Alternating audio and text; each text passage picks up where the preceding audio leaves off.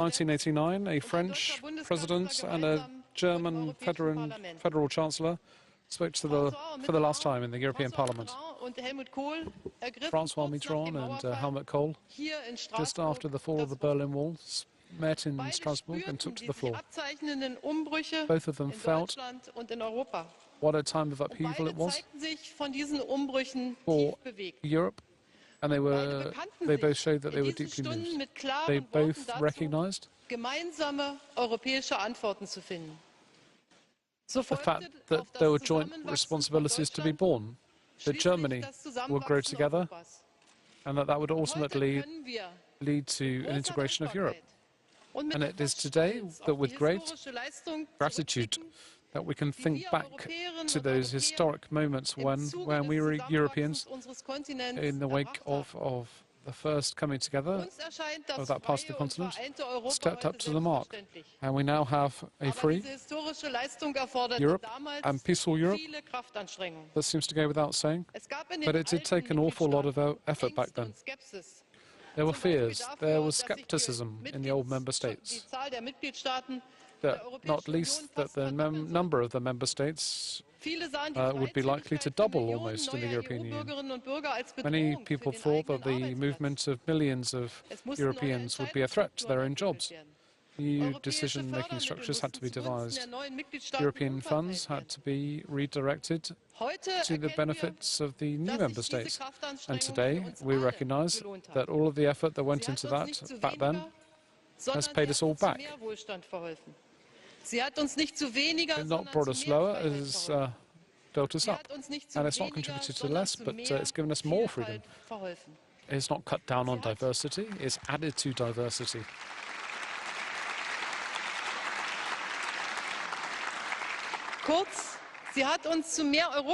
In brief, it has helped us along the way to more Europe, because we have learned from our history and from our diversity that we must master the situation and the capabilities to put us in a position to take up the responsibility for freedom. Responsibility for freedom is ultimately tolerance, which is a valuable commodity. The old differences between East and West have turned out to be a great moment in history, and it showed that if we demonstrate courage and if we demonstrate the will, we can do it. And that there is absolutely no reason at all to step back and to feel discouraged in these times. In a word, it showed us and shows us what is possible. You have, after that, draw up the Lisbon Treaty and the Fundamental Charter, and we've seen altogether we've been able to pull ourselves through the economic crisis, and we're stronger together than we are separate.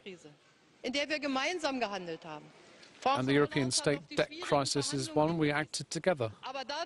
And François Hollande referred to the very difficult negotiations. It meant that we were able to work together and we were able to guarantee the unity of the Eurozone. Ladies and gentlemen, the French President, François Hollande, and I are able to speak to you today, and we're grateful for this invitation. We're speaking in a time that, once again, Europe is facing enormous challenges. And I put it to you, and this is a trial of historic measure. There are many people indeed. There are many people taking the arduous and dangerous route into Europe, across the Mediterranean, via Italy, the Aegean, Greece, etc. And people are fleeing terrible civil war, particularly the war in Syria, which has already cost around 250,000 lives already, and 10 million people have had to flee and become refugees. There are refugees from Iraq, refugees from the unstable situation in Libya, and parts of Africa. And they've all had to face the fact that diplomatic negotiations and all the transatlantic arrangements haven't brought about peace in Syria yet. We've not been able to prevent the conflict in Syria. We didn't manage to plug the vacuum in Libya. These are people should have the possibility of living in or living without fear. They shouldn't have the fear of living with bombs in their own country. And this is a job for Europe, and ultimately it's a job for the whole world, she says. And this is the message, I think, today. A decisive contribution by Europe to that problem is that required. A fight against war, political, military persecution, the loss of hope, poverty. Germany and France, with that resolve, have helped. Wir haben die Annexion der Krim erlebt, wir haben die Destabilisierung der Ostukraine erlebt. Und ich sage ganz offen, wir haben glücklicherweise in Europa gemeinsam gehandelt. Wir haben gemeinsam Sanktionen verhängt und gesagt, das ist eine Verletzung unserer Prinzipien, das werden wir nicht zulassen. Aber jetzt arbeiten wir daran, diesen Konflikt zu lösen. At work on trying to solve conflict, and we use the Normandy format. Last Friday, we held talks in Paris, in France, and they give us hope at least that the ceasefire may hold and the elections in the Donetsk and Luhansk regions may be held, referring to the Ukraine conflict, of course, here. This is one of the many conflicts, she says, and I know that our foreign security policy must continue to try and resolve conflicts and to stop the causes for people having to flee. We will have to put much more money forward than we have hitherto, and the decisions required to bring that about need to be made swiftly. All this is going to change Europe once again, just as happened after changes 25 years ago. And of course, with an improvement in our competitiveness, that is an issue we have to get to grips with. The digitization of our society too, sustainability and development, a common energy policy, free trade agreement. And then right now, the strong economic Europe, which exploits the value of the single market, is needed more than ever before. And our economic policy coordination is required more than before. And we need to try and sort out the conceptual errors that we had at the heart of that. And Germany and France will play their part in doing that. German Chancellor Angela Merkel addressing the European Parliament in Strasbourg, if you're just joining us here on Euronews. A great number of refugees is changing the agenda in Europe, she says, and it's going to do so ever more, and increasingly so because 3 million, and I think that figure shows quite what the size of the problem is. Nobody easily or voluntarily leaves their place of birth, the place they came from. But we also have to say to these people that they cannot stay here.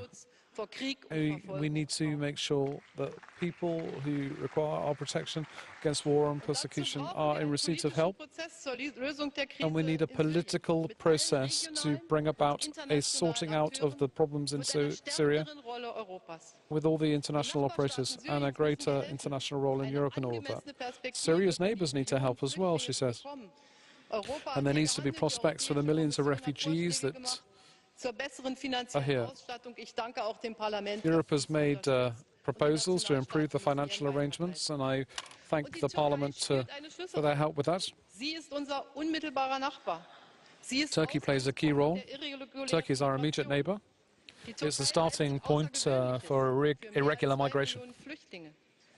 And they've been doing extraordinary things for almost 2 million people, and they need our strong support when it comes to accommodating and helping refugees and in the fight against traffickers. This is political dialogue, which the Commission has started with Turkey, and it's of real importance. Germany is going to provide bilateral support in that, and all of the efforts to form a unity government in Libya is one that Europe supports. The whole of the European Union, when it comes to dealing with these issues, is going to pull together, because we mustn't fall prey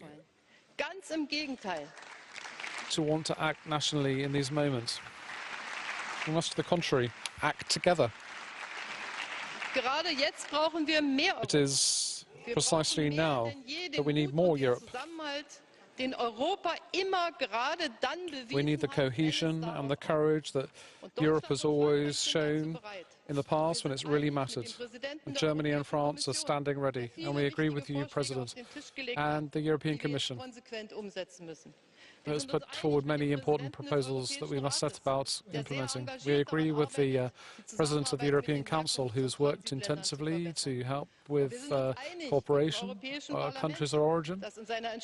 And we agree with the European Parliament in its resolution of the 10th of September, in which they reminded us that it's not possible to deal with the refugee crisis by people or countries going off on their own. And we are thankful to you, the President, you here in Parliament, for making these decisions so swiftly.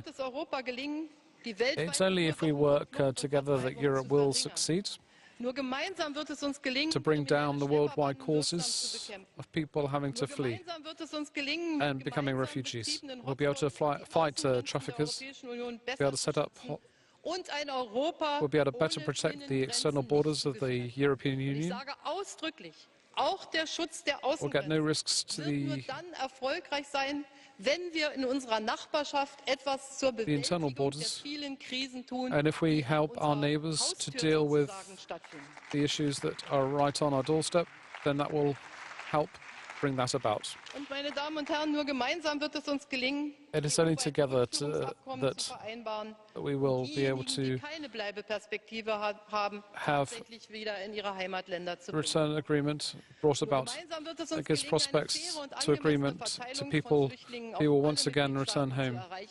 It's only by having a fair distribution or relocation of refugees around Europe can we deal with this issue. We have to be frank, the Dublin procedure in its current form is obsolete. In practice, it was well thought through, it was well, but it's faced the challenges of the current challenges on the external borders, and it's not been viable. That's why we need a new approach based on fairness and solidarity. And I welcome the work of the European Commission on that, and I think it's a good thing that Germany and France are of one mind on that. And equally, it will only be possible for us to tackle the huge efforts to integrate refugees. It's only if we do that together that will be possible. We have many people coming here who will be willing to integrate into our societies, and it means that we have to uphold existing situations. People will have to speak the language. We also have a duty to stand by people who are in dire need. We must see them as people, not just an anonymous mass, regardless of whether they have the prospect to remain or not, should I say.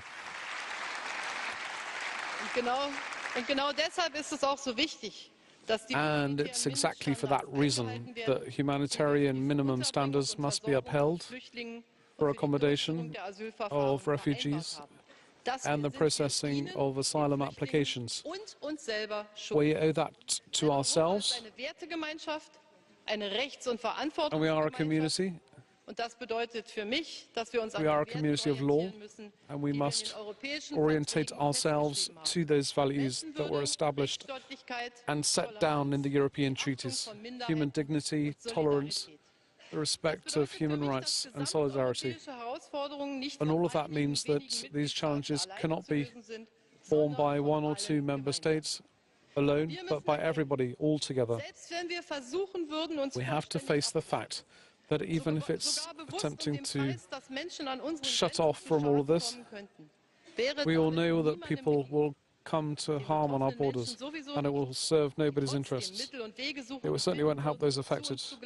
They will still try to find ways in order to reach Europe, and it will not serve us in Europe. Shutting ourselves off in the time of the internet will serve nobody's interests, But we will have to face up to this grave problem, because it is our values that bind us together. If we don't bear those values in mind, we will lose them and we'll betray ourselves. It will come down to no more than self-betrayal, she says. If we heed that, then we will withstand this historic test, and we will emerge from this crisis stronger than we entered into it. Then we will manage to express our values globally, and that furthermore will be something that the rest of the world will expect from us. People leave their countries. The reasons for that we're familiar with because of our own European history. It was the case that for many hundreds of years, people were leaving Europe, not trying to get here. And Jean-Claude Juncker said in his State of Union address, he said that in such an impressive manner. Europe is now a place where many people from throughout the world try to come to achieve their hopes and escape their fears. It is a place that gives rise to people's dreams. And many people in Eastern Europe were dreaming of a free and a unified Germany all those years ago. And we have to be responsible when we think about the power of attraction of Europe. And that means we have to take greater care of those who are currently in dire need in our neighboring countries. We have responsibilities both here and abroad. And if we face up to those, we will stand the test and we will come out of it well. And we will also see that the opportunities here are greater than the risks. We'll have to do an awful lot more to encourage people to understand the values of Europe. We will now show that we can fight together to fight for the same objectives.